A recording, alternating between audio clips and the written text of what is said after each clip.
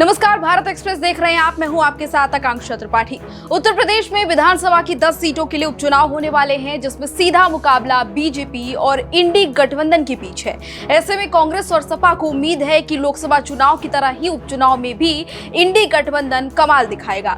लेकिन इस बार इंडी गठबंधन के लिए राह उतनी ज्यादा आसान नहीं होने वाली है, क्योंकि इस बार खुद सीएम योगी आदित्यनाथ ने उपचुनाव की कमान को संभाल लिया है। सीएम योगी आदित्यनाथ ने उपचुनाव के लिए खास रणनीति तैयार की है और उस रणनीति के तहत केंद्र जो है वो अयोध्या को रखा है। यही वजह है कि लोकसभा चुनाव में हार मिलने के बाद भी बीजेपी ने अपना फोकस अयोध्या पर जमा के रखा। माना जा रहा है कि उपचुनाव में अयोध्या गैंगरेप केस का असर काफी ज्यादा देखने को मिलेगा। अखिलेश यादव को नुकसान इसका उठाना पड़ सकता है, क्योंकि उनकी लगातार चुप्पी इस मामले पर देखने को मिल रही है। सीएम योगी आदित्यनाथ क्योंकि खुद अयोध्या पर फोकस कर रहे हैं, यही वजह है कि वो 2 दिन के दौरे पर अचानक अयोध्या पहुंच गए हैं और लोकसभा चुनाव के बाद सीएम योगी आदित्यनाथ का ये पहला अयोध्या का दौरा है। ऐसे में बीजेपी ये मैसेज क्लियर कर रही है कि फैजाबाद भले ही बीजेपी हार गई हो, लेकिन अयोध्या का पीछा बीजेपी ने नहीं छोड़ा है।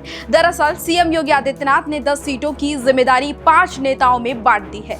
अब मिल्कीपुर और कटेरी सीट जो है वो खुद सीएम योगी आदित्यनाथ ने ली है। इसकी जिम्मेदारी सीएम योगी आदित्यनाथ के हाथों में है। वहीं 2 सीटें डिप्टी सीएम केशव प्रसाद मौर्य को दी गई हैं, जो कि फूलपुर और मजवा हैं। इसके अलावा डिप्टी सीएम ब्रजेश पाठक को भी सीसामऊ और करहल की जिम्मेदारी दी गई है।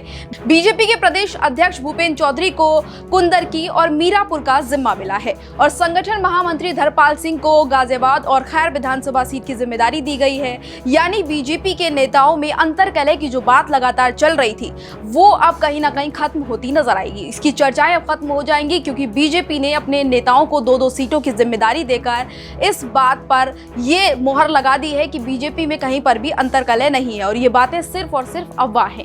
मिल्कीपुर की जिम्मेदारी संभालने के लिए सीएम योगी आदित्यनाथ खुद अयोध्या पहुंच गए हैं और वहां उपचुनाव के लिए स्थानीय नेताओं कार्यकर्ताओं से मिल रहे हैं। मीटिंग्स का दौर भी चल रहा है और आपने वो तस्वीरें भी देखी होंगी जब सीएम योगी आदित्यनाथ अयोध्या में पहुंचे, हनुमानगढ़ी पहुंचे और दर्शन करते हुए नजर आए। उसके बाद सीधा मीटिंग्स का दौर चला और तमाम नेताओं कार्यकर्ताओं के साथ उन्होंने समीक्षा बैठक की, पूरी जानकारी ली, क्या स्थिति बनी हुई है।